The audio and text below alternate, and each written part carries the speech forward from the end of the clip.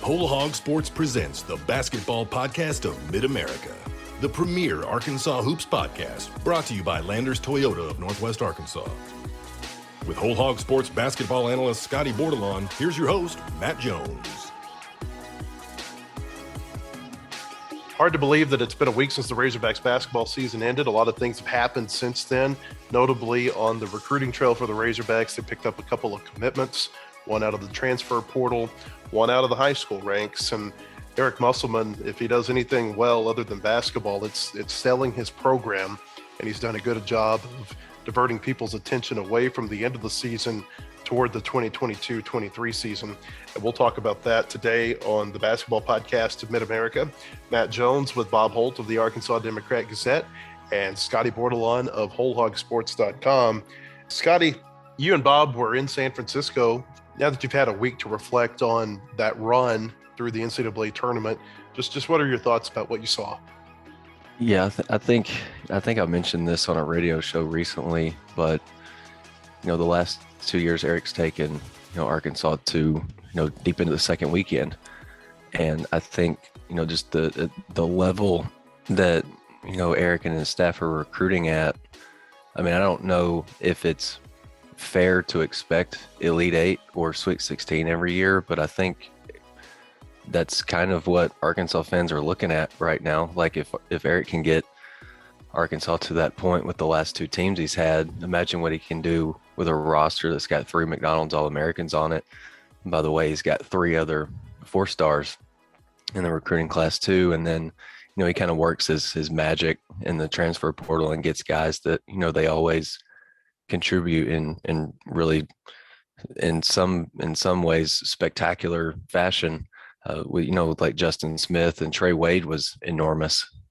He was kind of I don't know if an afterthought is the right word to use, just in terms of what Arkansas got out of the transfer portal. Like Stanley and Moise Tony, I think, were the highlights. But Trey Wade, I mean, he essentially won Arkansas a Sweet 16 game against the number 1 overall seed. So you never know, but he always gets his guys to perform. And just thinking back to the Duke game, me and Bob were sitting next to each other in the second half. I remember Duke went to its 2-3 zone, and I'm not a big person at all. I'm 5'10", 5'11" on a good day, but sitting down next to that Duke 2-3 zone and just looking at their size, like it's a different kind of size. Like the Mark Williams kid, they put him in the back in the middle of that zone, and he basically, he had everything covered from the front of the rim to the free throw line. And it's really hard to beat a zone when you got a guy that can take up that much space and, impact, offense in the lane. But Duke's just a ultra talented team. And I don't, now I was talking to a buddy about this the other day. I've seen Chet Holmgren, Jabari Smith, and Paolo Banchero, all in person this year. And Paolo Banchero is just built different. Like he's 6'10", 250, and his calves are the size of his thighs. Like he's different, and he's just got a unique skill set. I mean, I'd probably take him second behind Jabari Smith, and I'd probably go Chet third. But just a pretty unbelievable run from Arkansas. And, they ran into a better team, like a bigger team, more talented team. And I think Eric realizes, kind of the holes that he's got to fill. And, he got started on that with Trevor Brazile from Missouri. It's not like a really flashy, splashy name, but, I think Eric's going to take a guy like that and, tap into that potential. And I think he's going to be a pretty terrific player here. But yeah, it's been a really long week, I feel like, since Arkansas finished its season. But it was a pretty awesome year all the way around. And I'm just glad I got to follow it, from New York to California. Bob, when you were a younger man, this was pretty common, these types of runs for the Razorbacks. You've been on a lot of these Elite Eight, Final Four type runs in the past. I know you didn't cover the team in person last year because of all the different guidelines that were in place in Indianapolis. What was it like for you to go through that gauntlet again? Well, yeah, it kind of did bring back some memories from the 90s. I covered 3 Final Fours, 90, 94, 95 with Nolan Richardson. Of course, the national title in 94. And and runner up in '95. And people have to. I hope they appreciate what these teams have done the last 2 years. I know they didn't get to the Final Four, but first back-to-back Elite Eights for Arkansas since '94, '95.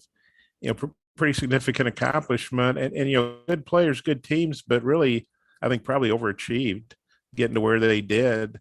I think Eric did a good job, as he always does, of mixing in returnees and the portal um, but yeah, that Gonzaga game, I mean, that's outside of winning the national title and getting to a Final Four, that's one of the biggest wins Arkansas has ever had, because first win over a number one seed. They beat, and also the number one ranked team in AP first, and they beat number one ranked team earlier in the year. So that's pretty significant. And Gonzaga's got a lot of talent. Holmgren's a special player, and of course they got him in foul trouble, and that was probably the key to the win. And then Duke. I mean, I think Duke's got 3 number one picks on that team right now. I don't know that Arkansas has any.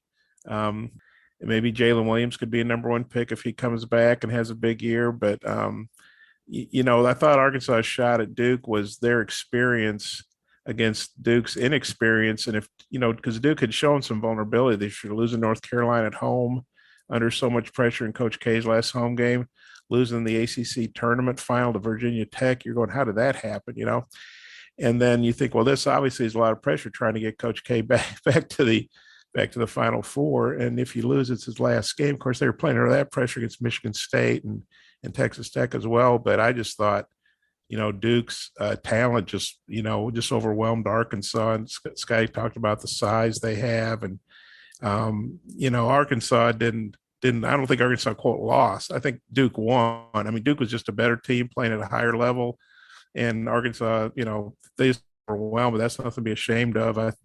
If Duke plays up to its potential, I think it's like Eric Musselman said, I think they probably win the national championship in New Orleans. But that's a big if. Just talking about the size again, like it was looking at, in the second half when Arkansas cut the game to 5 points, Duke called timeout, and then their possession right out of that timeout on offense, they threw it into Paolo at 6'10", 250, and he just powered through Stan. And Stan has been a terrific defender all season, but he's given up 4 inches and like probably 30 pounds. And so he didn't really stand much of a chance, as good of a defender as he's been all year. It just wasn't going to go his way. And then Wendell Moore Jr., like you kind of look at him on that Duke roster as kind of a guard, but he's taller than Stan. Like he's same size Stan is. I just think the size just kind of all the way around. I think maybe outside of Jeremy Roach, that was what was most impressive to me. And I think, Eric's probably, I mean, you look at the roster he's going to have next year, it's lots of guys that are, in that 6'4" to 6'7" range and long. You possibly bring Jalen back and you add Trevin Brazile, possibly another portal guy. I think you just need a little bit of size. Front court depth, I think, to me is the biggest thing, because I think during this tournament run, Eric really, he trusted a lot his front court guys, but they weren't always like a Trey Wade. He's a solid forward, but not just a ton of size there. Like he was probably the best matchup for Paolo Banchero, and he just does it size for size. It's just not a match. I just think front court depth is so important for Arkansas moving forward, just to have somebody, to be able to spell Jalen for stretches and not feel like whenever he's on the bench, like the game could be decided in that time. Bob, I wonder what you think about this. I've had this thought a little bit. And of course, Arkansas got the commit earlier this week from Anthony Black, a 5-star McDonald's All-American who's going to join Nick Smith and Jordan Walsh on next year's teams, other 5-star McDonald's All-Americans. Those are 3 of the top 20 players in the country. If you look at ESPN, I was thinking back to like the late 80s. You had players like Keith Wilson and Mario Credit and some of those guys, maybe Arlen Bowers, who came in and kind of laid a foundation. And then that allowed Nolan to go recruit the types like Todd Day and Lee Mayberry and Oliver Miller. And then later on, Scotty Thurman, Corliss Williamson, the ones who won the national championship. Do you see any similarities between the late 80s and maybe what we've seen the last couple of years with some of these players like Williams and Davis and laying a foundation for Musselman to go do his magic on the recruiting trail? Well, yeah, I think success does help, and Eric, Nolan Richardson didn't take over a totally broken program, but he had to get his kind of players in there. It was a different system that he and Eddie Sutton ran, a coaching transition, and of course it's different now with the portal. Everything's changed with that. But yeah, I think you do have to start having some success at a certain level. Going to the NCAA tournament, and then you're able to move on more in the NCAA tournament. If you look at Arkansas, I think Nolan's Richardson's first NCAA tournament team in '88 lost to Villanova. Then the next year, you had Day and Mayberry coming in, and Miller. Of course, Miller wasn't quite as highly rated. Day and Mayberry Downs All Americans, and then they got to the second round and lost to Louisville. Then '90s, when they really had their big breakthroughs, when they went to the Final Four. So I think you do have to sort of take steps in that regard. Eric came in and had a pretty good first year. We don't know what that first year would have been like with COVID. They still probably had to win another game, maybe two, to get to the tournament. But I think if the committee had looked at what Arkansas did when Isaiah Joe was healthy, they were definitely an NCAA tournament. And then, so Eric took some of the players that he inherited from Mike Anderson, some good players like Isaiah Joe and Mason Jones, and did a good job that first year with them. Then he was able to add some portal guys, Moses Moody.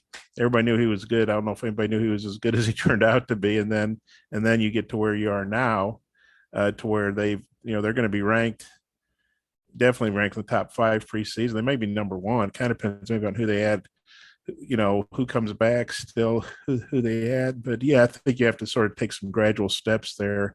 And so there are some similarities from the late '80s / early '90s to what they've done here in Eric's first 3 years, going into year 4.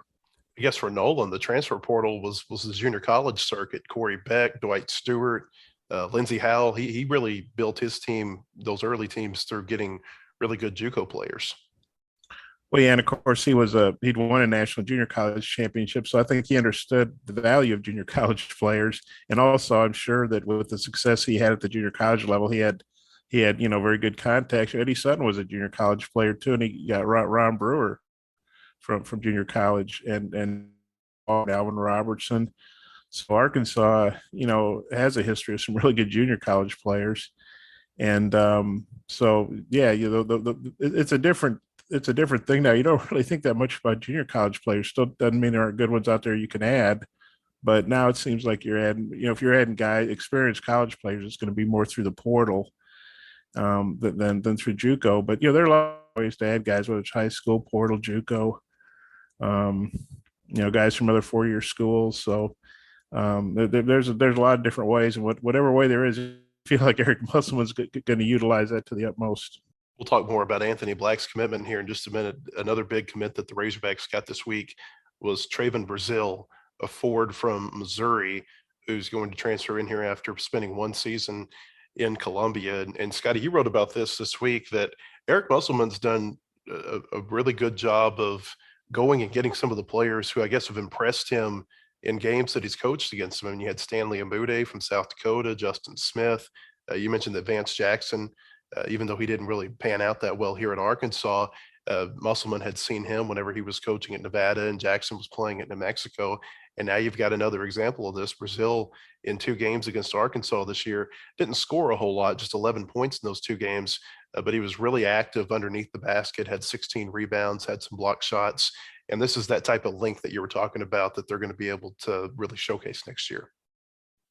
Yeah, it was really interesting. Like, as soon as I saw that Arkansas was talking to Trevin, and then when he committed, I'm like, my mind immediately went back to the press conference before Arkansas and Missouri's second game. And I think Eric was specifically asked about Brazile, and he spoke at length about him, just really was a big fan of him. Like, Arkansas beat the crap out of Missouri about 44 points, but he remembered like the 8 boards and 2 blocks and 3 points that that Trevin had against Arkansas and Bud Walton. And I think he kind of impressed him. Like, he's got a lot of potential, and that I think Eric saw that.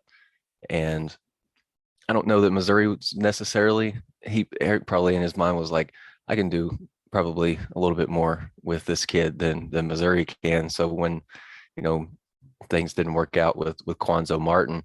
I mean, I'm sure Trevin was looking for another place to play, and Eric was like, "Hey, why don't you come play for me? I know you probably want to get to the league, and you want to, probably maximize some of this potential that you've got, and I can." He's like, "I can help you do that," and I think Eric's really excited about him. I remember, I think it was Valentine's Day. We were previewing the Missouri game on the road, and Eric was just going on and on about his shooting, his offensive rebounding, how he can switch out on guards on the perimeter, which at 6'9", not every 6'9" kid can do that, but Trevin can, and he's got pretty good length. And I was looking at some of his numbers on CBB analytics. He finished 75.5% of his shots at the rim. Is a little bit less effective, like outside of 4 feet in the lane.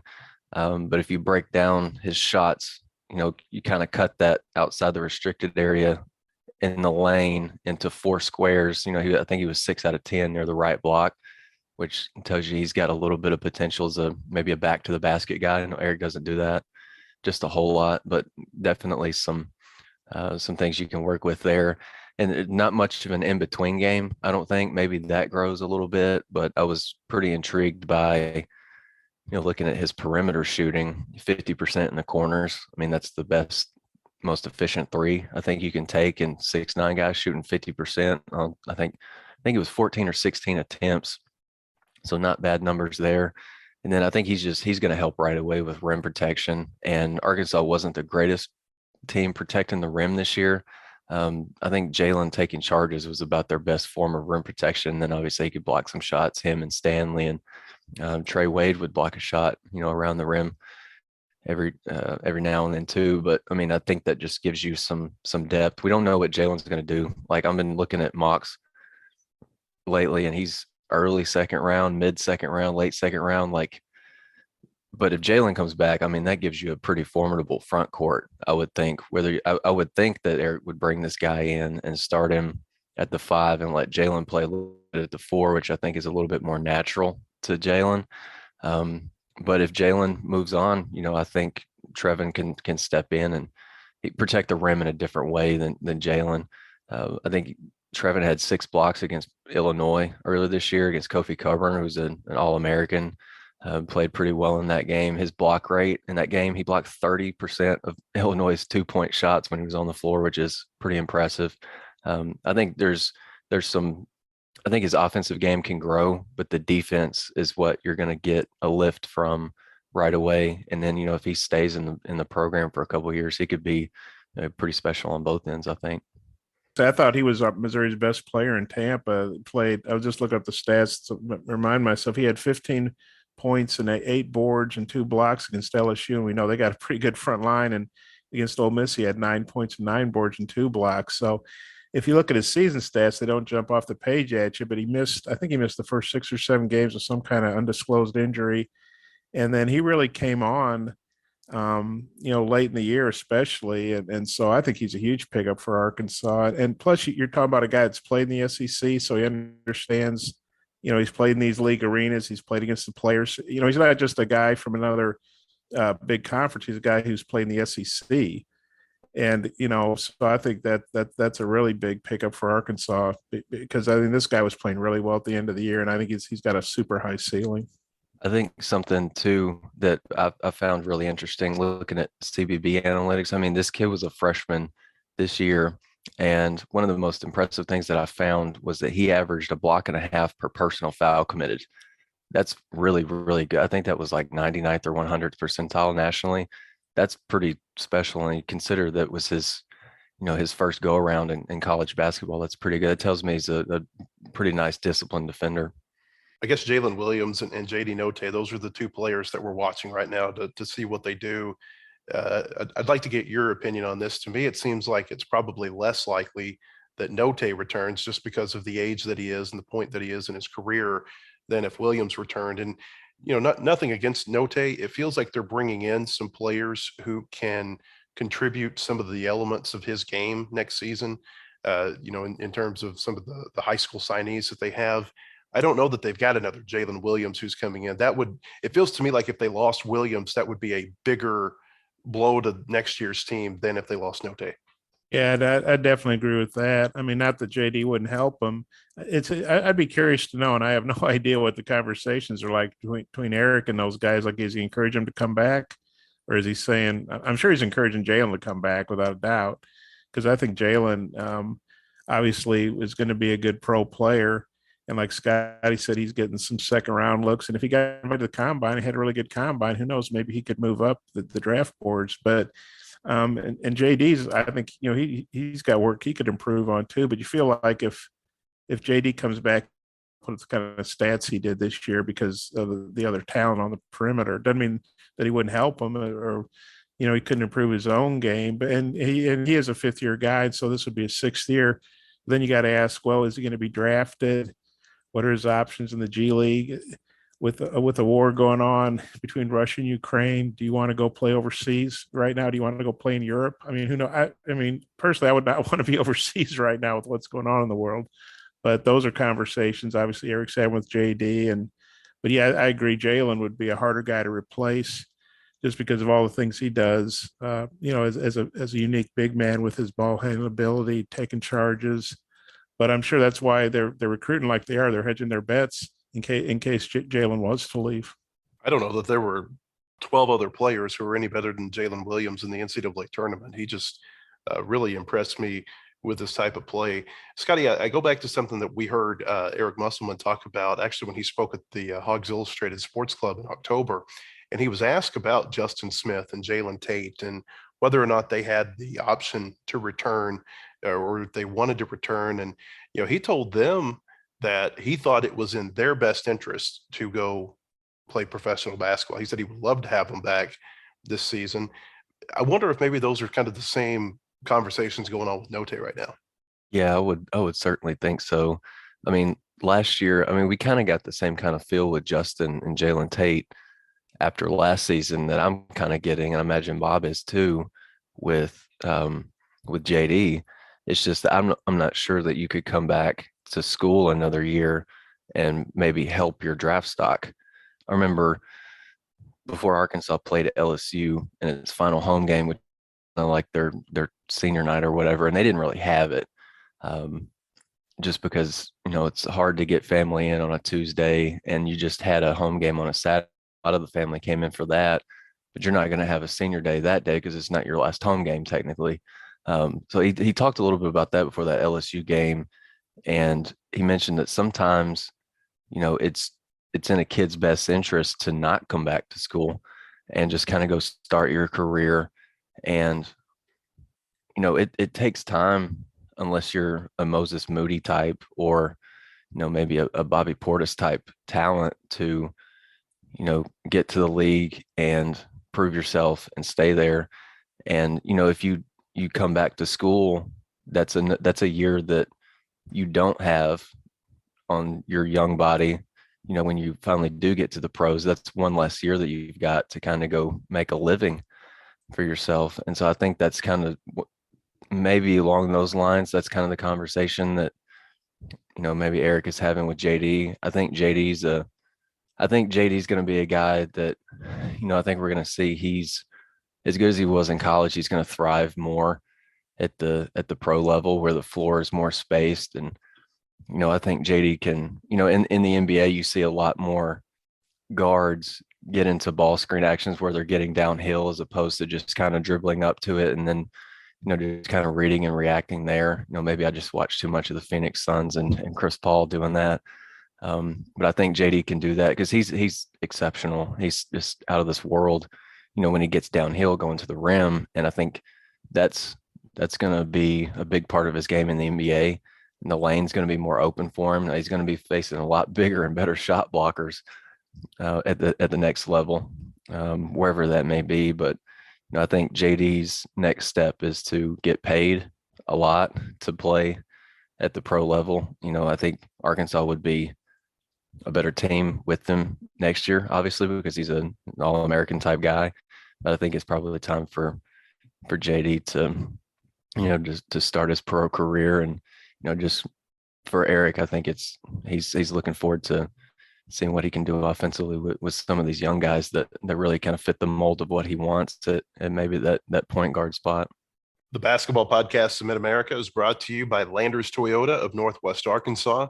Visit their showroom at 411 South Metro Parkway in Rogers or online at landerstoyotanwa.com.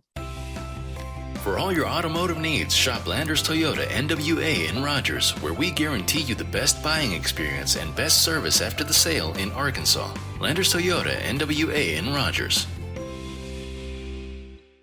WholeHogSports.com has the largest, most experienced staff of reporters covering sports in Arkansas. Football, basketball, baseball, recruiting, and more. You'll find it at WholeHogSports.com. The website includes up-to-minute news, daily commentaries, and award-winning photography from the staffs of Hogs Illustrated and the Democrat Gazette. For subscriptions, call 1-800-757-6277. That's 1-800-757-6277. Or visit us online today. WholeHogSports.com.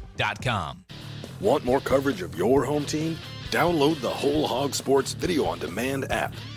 Check out the Fan Zone and get up-to-the-minute videos, podcasts, and features on football, basketball, baseball, recruiting, and more. Search for Whole Hog Sports on Apple TV, Roku, and Amazon Fire at home. And take it with you on the go by downloading it for your mobile device in your app store. The Whole Hog Sports Video on Demand app. Get it today. The McDonald's All-America game was earlier this week, and as we said earlier, the Razorbacks had 3 signees or commits who were playing in the game. Anthony Black committed to Arkansas on Monday, the day before the McDonald's game. He hasn't signed yet. He's going to during the late signing period that I think begins here in just a couple of weeks. Also, the Razorbacks had Nick Smith play in at the North Little Rock guard.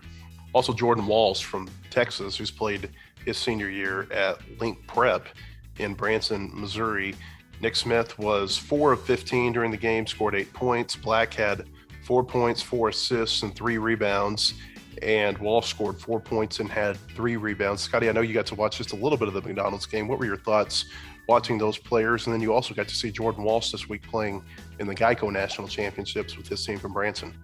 Yeah, it's a really fun group of guys to watch. I mean, I think the thing that just kind of blows me away is just how fluid they are with the ball in their hands in transition. And I know there's been a few comparisons to Jordan Walsh. It's kind of Andre Iguodala-ish. Like he gets up the floor in a hurry just because he's, his kind of his stride dribbles when he's in the open floor. I mean, he can take 2 dribbles and he can cover 25 feet. I mean, it's pretty phenomenal. And then he made maybe one of the best passes. I'm not exaggerating. Maybe one of the best passes, like an anticipation pass that I've ever seen. Just kind of dribbling up the right side of the floor. He throws a left-handed bounce pass between 2 defenders to a play dunk, and it was just like it kind of blew me away. And then I watched him with Link Academy in the Geico National Tournament against Oak Hill, and he did it. Like I think he had 22 points, 8 rebounds, 7 assists, something like that. He was 9 of 10 from the floor, and he tried to dunk everything. And I love that about him. He just doesn't really care about the feelings of the people on the other team, which also love that too. Like you just got to kind of have no mercy. And I think that's kind of the thing about these guys that Eric's got. Like Anthony Black's the same way, and Nick Smith has got some killer in him too. And I think that's just kind of the overarching characteristic group, rather than, they're electric and just a lot of fun to watch. There's a lot of length in there too. And one thing I will say, if you're waiting on Eric to get a traditional point guard to run his offense, you're going to be sitting around waiting for a long time, because I think in the past he's proven that if he can get a Martin twin type player to run his offense, that 6'7", 6'6", long, lanky playmaking guard, he's going to do it. And that's what he's got with, Jordan Walsh is going to run point some. Anthony Black, 6'7", he fits that mold too. He's a point guard. And Nick Smith might not be 6'6" or 6'7", but he's, kind of cut from that same cloth, going to run your offense. And he wants playmakers out of his point guards too. And I think that's a pretty apt description of those 3 guys. Does it feel to you like this year is going to have less action in the transfer portal from Arkansas standpoint. Now, Arkansas is going to have some players that go to the portal. Chance Moore has already said that he's entering the transfer portal. I would not be surprised at all to see Connor Vanover go to the portal, KK Robinson, maybe Jackson Robinson, players who didn't get to play a whole lot this season. And I don't know what their roles are going to be moving forward if they were to return to Arkansas. Obviously, they've gotten the player out of Missouri. They've been to see Fardaws Aimaq, a big man from Utah Valley. He averaged 18.9 points, 13.5 rebounds, and over a block a game this season for Utah Valley. He was the player of the year in the Western Athletic Conference. In fact, his double-doubles were second only to Oscar Tshiebwe this year at Kentucky nationally. And that was because Tshiebwe got to play in an NCAA tournament game and Utah Valley did not. But, otherwise, I know Arkansas is making a lot of inquiries to players in the portal, but I just don't know that there's enough space on the roster next season, especially if they're able to bring back Jalen Williams. And they've got 6 signees coming in. I don't know that this is going to be as active of a year in the portal as it's been, the first few years under Eric Musselman. Yeah, I can see Eric. Obviously, he's added one in Brazil, maybe adding another. Eric said something, I think it was in San Francisco, talking about recruiting. And, you see Arkansas on Twitter connected to about 35, 40 guys, or something. And that may be guys they've contacted, done some preliminary work on. But Eric said, hey, we're not going to tell you the main guys we're recruiting. And really, they're only serious about a guy if Eric talks to them. So out of that 35 or whatever, maybe Eric talks to 5 or 6 of them, trying to close it out for the 2 or 3 they really want. And so, I think Arkansas might add another portal guy. I would say 3 at the very most, but probably just another one. And then we'll have to see. Obviously, they're over scholarship. Some guys are going to leave. We're not sure about, JD and Jalen. Some other guys, but they're obviously going to get to 13. That goes without saying. But I don't think Arkansas has to be quite as active, because last year Chance Moore was the only high school player they signed. And Eric kind of talked about how when you couldn't go out and watch guys in person, it made you a little less likely to sign high school kids. But he's shown the ability. He signed at McDonald's All-American Nevada.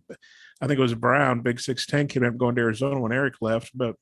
I think the norm's going to be bringing in top high school talent. And it kind of depends year to year, but bringing in 6 guys, obviously they don't bring in 6 freshmen. They obviously don't need as much help in the portal as maybe in years past. I kind of feel like Aimaq is going to be this year's maybe Kevin O'Banner. Last year that was the one that a lot of people seemed to want out of ORU. He ends up going to Texas Tech, made a great impact at Texas Tech. I feel like Aimaq, wherever he ends up, and a lot of the blue bloods are wanting him. Kentucky, I've seen, is going after him. Gonzaga, some others. He's going to be that player that's a really big fish to land during this offseason. Whether or not Arkansas is still interested, I don't know. Maybe Brazil takes that spot that they were looking at for him. Yeah, I think Arkansas would be crazy to not kind of go after the Aimaq kid. I was looking at a lot of his numbers, and he looks pretty impressive. I think, though, once you land Brazil, that kind of tells me that you've added some front court depth, and maybe I don't want to say that Aimaq is a backup plan for if Jalen leaves, but I think if Jalen stays, I think your front court's okay. Maybe you add, a player maybe at that small forward, power forward spot, maybe out of the portal, who's a little bit proven, just to maybe shore up your front court depth just a little bit more. But Aimaq is a pretty intriguing guy. I think the only thing that I've read that's a little bit of a knock on him is, he didn't finish really well in post up type situations. I think he was around 42% in a league that, he had a pretty good size advantage in every night. So maybe that's something to keep an eye on if he does end up here. I mean, there's no telling. I remember, I kind of keep waiting to see if Jalen is going to declare for the draft, but I remember last year Moses Moody didn't declare until April 9th, and so maybe we've got some time maybe before a decision from Jalen comes down. I think another decision that's really big is Au'Diese Toney. He's got a decision to make. I think he could benefit from another year back, in terms of making money through NIL, and then obviously he could help Arkansas in the court. I think he'd day one be a starter, and he'd be a leader for you, give you some of the exact same things that he gave you this year, maybe work on that jumper just a little bit more. But I just think I think Jalen's decision and Aldis Toney's decision, I think could maybe impact just how much and how hard Arkansas goes into the portal this spring.